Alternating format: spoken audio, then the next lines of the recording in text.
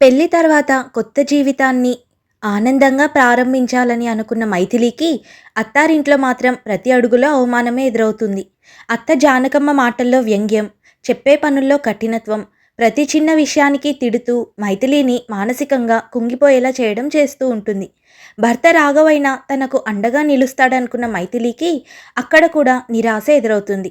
తన బాధను చెప్పినా చిన్న విషయాన్ని పెద్దదిగా చేస్తున్నావు అంటూ ఆమె మనసును మరింత గాయపరుస్తాడు. ఇక తల్లి కూడా సర్దుకుపో అంటుంది.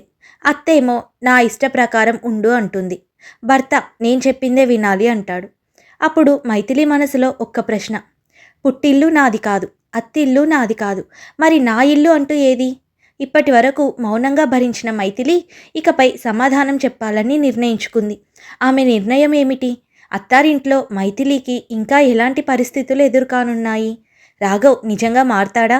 లేక మైథిలి తన జీవితానికి కొత్త దారి ఎంచుకుంటుందా? ఈ భావోద్వేగభరితమైన మలుపు తెలుసుకోవాలంటే అత్తారింట్లో ఈ తరం కోడలు పార్ట్ 2 పూర్తి వీడియో తప్పకుండా చూడండి.